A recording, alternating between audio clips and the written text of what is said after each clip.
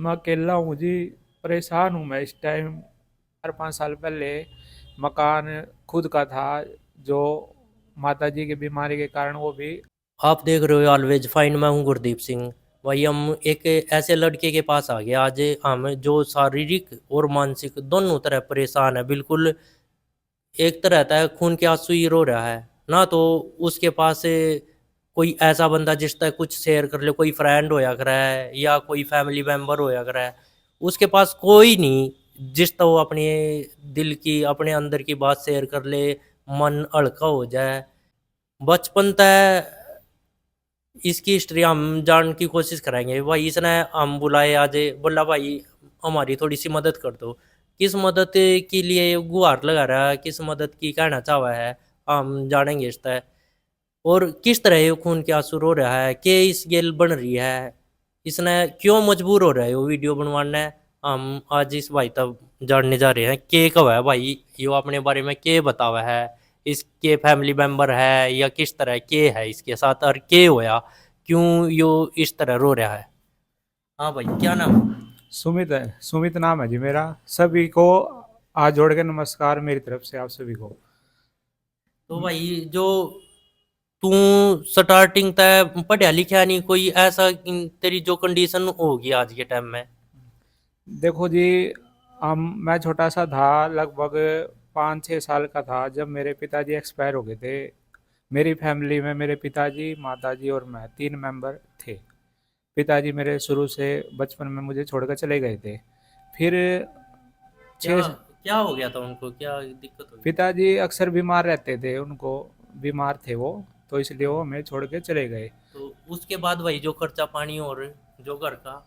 बस ऐसा है जी, कुछ दिनों से तो मेरे जो मामा है उन्होंने दिया कुछ थोड़े बहुत दिन खर्चा पानी, और फिर मेरी माँ सिलाई वगैरह की, फाल लगाई, जवे तोड़े, ये जवे सेमिया बोलते हैं जिसको, ये तोड़ी। और जैसे तैसे करके मेरे को स्कूल में बिठाया। और 10वीं, मतलब मेरे को ये लगा हुआ अब 4 साल तो, चौथी तक तो वैसे स्कूल में छोड़ा, फिर सरकारी स्कूल में 5वीं से 10वीं तक मैंने सरकारी स्कूल में की। तो 10वीं तक जैसे तैसे करके उन्होंने मेरे को पढ़ाया। फिर ऐसा हुआ, तो मैं 10वीं हुई थी मेरी क्लियर, तो उसके बाद काम धंधे पे लगा मैं। कुछ टाइम जैसे मैंने काम किया, काम का ऐसा था जी मेरे साथ, कभी काम मैं कर लेता था, कभी मेरा छूट जाता था। क्यों भाई बीच में क्यों छोड़ देते? ऐसा था जी, कभी मैं, मतलब माता जी की भी तबीयत फिर खराब रहने लग गई। तो कुछ तो माता जी की तबीयत खराब रहती थी, और मेरी भी तबीयत कुछ डाउन रहती थी। तो इसीलिए कभी काम बीच में मिल गया, कभी नहीं, कभी मिल गया कभी नहीं, तो परेशानी थी बहुत ज़्यादा। जब तेरे पापा एक्सपायर हुए उस समय तेरी मम्मी कितनी उम्र की थी, ज़्यादा उम्र थी या काम करने लायक थी? मतलब ठीक सी थी, ना घनी ज़्यादा ना कम, मतलब हाँ। ठीक मीडियम उम्र थी, कहने का मतलब है। तो फिर काम क्या करा था भाई जब उस टाइम में, तू फिर बाद में जब 10वीं कर ली? जैसे ही मैंने कई साल मैंने जॉब की, मोबाइल लाइन में, मोबाइल की दुकान पे, शॉप पे, कई दुकानों पे काम किया मैंने मोबाइल हाँ। की।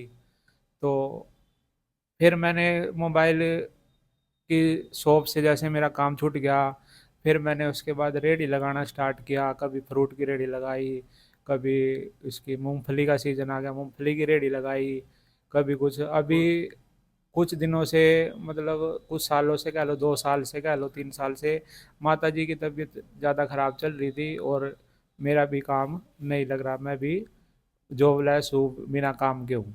तो अभी पिछले ही साल मेरी माता जी भी एक्सपायर हो गई। उनको क्या दिक्कत होगी थी?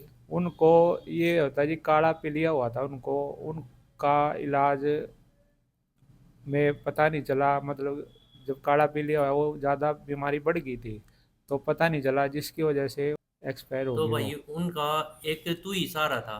देखो जी, हम दो ही माँ बेटा थे। वो मेरे साथ दुख शेयर करती थी, मैं उसके साथ। तो अब कोई नहीं रहा जी। हाँ। मैं अकेला हूँ जी। परेशान हूँ मैं इस टाइम। कोई सहारा नहीं है, को चाचा ताऊ है, उनके साथ हमारी बोलचाल नहीं है।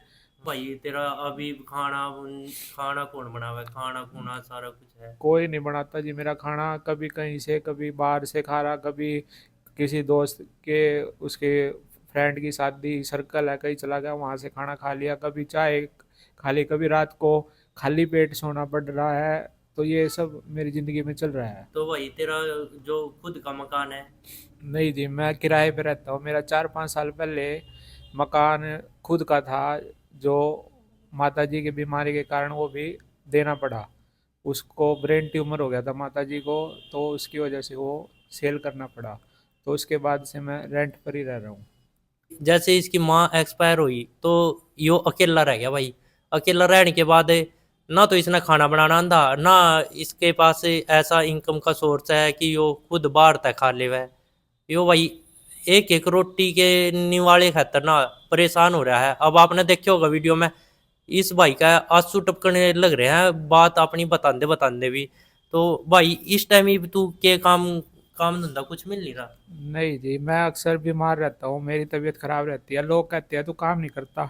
मैं काम कैसे करूँ? ये मान लो कहीं कोई नौकरी पे रखेगा, तो नौकरी वाला तो परमानेंट बड़ी ड्यूटी लेगा अपनी, सुबह जैसे भी 8 बजे जाना, 9 बजे जाना, रात को 8 बजे 9 बजे छोड़ देगा। तो मैं ऐसे परमानेंट बंदी ड्यूटी नहीं कर पाऊँगा, क्योंकि मैंने अगर छुट्टी ले ली 2-4 बार महीने में, तो वो नू बोलेगा भाई तू तो छुट्टी ज़्यादा मारता है, तू अपने घर ही रह।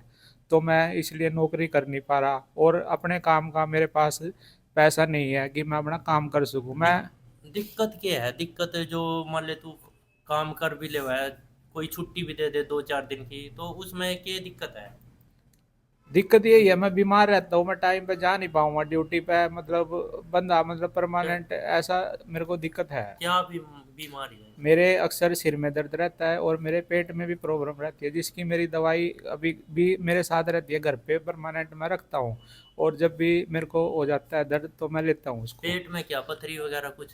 पथरी भी है, पथरी का भी मैंने झाड़ा वगैरह भी लगवाया, दवाई भी खाई है, बाकी और भी पेट में समस्या हो जाती है, जिसकी मैं दवाई हमेशा घर पे रखता हूँ, अपनी सिर की दर्द की और पेट की अच्छा, मेरे। जिस वजह से काम नहीं कर पा रहा तू? हाँ। तो भाई एक तो तेरा इनकम का सोर्स नहीं, हम्म। ऊपर से तू अकेला है। हम्म। तो उस बीच में तेरा जो अपने खुद के हालात शेयर करने पड़ जाए किसी तक, कोई है दोस्त यारा प्यारा? कोई नहीं है जी, वही बात है जी, किसके सामने से शेयर करे? सिर्फ मेरी तो ऊपर वाला ही जानता है, और मैं जानता हूँ जी। तो कुछ इतनी सेविंग तो होगी जिसमें तू अपना खर्चा चला जी सके? नहीं, जो सेविंग थी वो सारी लग चुकी है। और अभी की, मतलब ये देखो आप मेरे साथ, ये वो मैंने अभी कुछ समय पहले पिछले साल ही वो क्रेडिट कार्ड पे लोन भी लिया था, माता जी का उसमें इलाज में लग गए कुछ पैसे, कुछ मैंने ईएमआई भरी, हाँ। और अब वो भी नहीं भर पा रहा, तो बैंक वाले भी कॉल भी करते हैं, आते भी हैं। तो अच्छा, उधर तभी परेशानी है? उधर से भी परेशानी है मेरे को। और एक और मेरे साथ हुआ कि मेरे पास एक क्रेडिट कार्ड और था, जिसका मेरे साथ फ्रॉड हुआ है, और उसमें भी मेरे को परेशानी हो रही है, बैंक वाले उसमें भी तो परेशान कर रहे हैं। कितने का मामला होगा ये सारे पैसा का जो तेरे का- गेल? ये अगर दोनों का मिलाया जाए तो 2 के आसपास का है, 200 के दो अच्छा, 2,000 या? 2 लाख के आसपास का है, अच्छा, अगर 2 लाख के आसपास से तू और देने हैं तेरे को बैंक वालों को? मतलब ये लगा लो आप, हाँ, 80 हज़ार का तो मेरा लगभग फ्रॉड हुआ है। हाँ हाँ। और बाकी जो मैंने लोन लिया था उसकी कुछ ईएमआई भरी 5-6, कुछ बाकी सब पेंडिंग है। तो भाई एक बात और बता, जो तेरे गेले बैंक फ्रॉड होया वो किस तरह होया? तेरे घर तक तो उठा के नहीं ले गए कुछ भी? मैं किस तरह होया वो? देखो जी, मेरे साथ इस तरह हुआ वो फ्रॉड, मेरे पास कॉल आई कि हम बैंक से बात कर रहे हैं, और आपका नया नया अभी ये इस कंपनी का क्रेडिट कार्ड बना है। मैंने बोल दिया हाँ बना है, और वो बोले जी हमने आपकी लिमिट अभी चालू नहीं हुई है, वो अगर आप की लिमिट चालू हो जाएगी, और आपको 11,000 रुपये का कैश वाउचर का कुछ ऐसा ऑफर दिया उन्होंने मेरे को, भी ये आपको मिलेगा, और आपके घर पहुंच जाएगा 7 दिन के अंदर अंदर। आपको कुछ प्रोसेस हम यहाँ से फॉलो करेंगे, आपको वो बताना है हमारे को। मैं बोला जी ठीक है।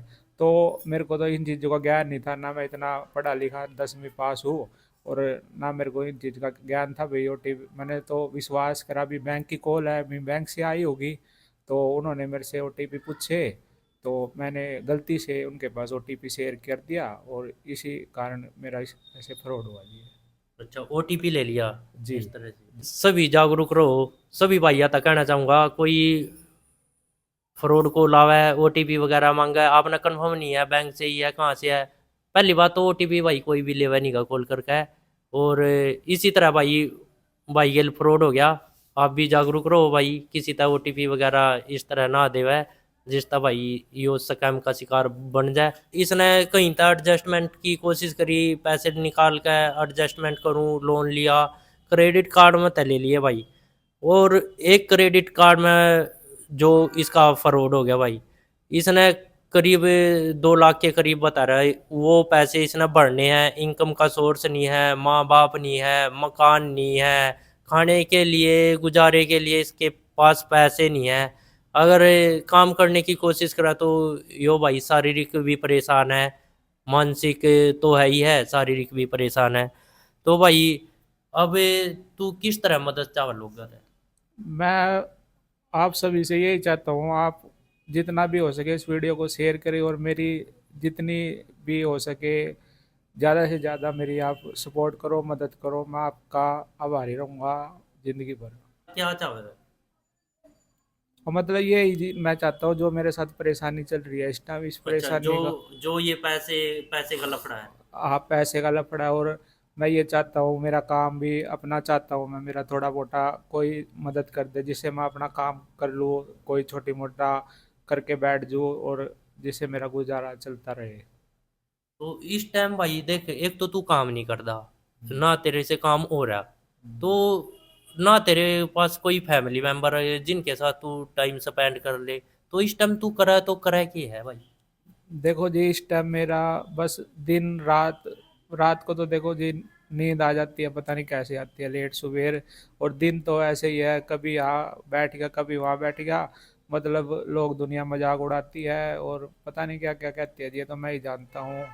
बस ऐसे अपना बहुत मुश्किल से टाइम पास कर पा रहा हूँ, ना तो जीने में हूँ ना मरने में हूँ जी। परेशानी सबके साथ हुए हैं, लेकिन यो भाई है ना, शारीरिक मानसिक दोनों तरह बतावे मैं परेशान हूँ, और ना मेरा कोई सहारा बन रहा जिस तरह मैं भाई टाइम भी स्पेंड कर पाऊँ, अपने दिल की भी किसी तक कह पाऊँ, या कोई ऐसा हो जो भाई एक टाइम का खाना तो एडजस्टमेंट करवा देवे।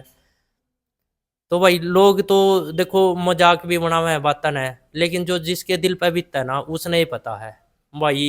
तब न लाग दो, इस भाई की मदद होनी चाहिए, तो वीडियो ने शेयर कर दियो, लाइक कर दियो। आपने भाई नू लग गया हम इस तरह है कि भैया की भी मदद कर पावे, तो चैनल की हर अपडेट के लिए भाई चैनल ने सब्सक्राइब कर लियो।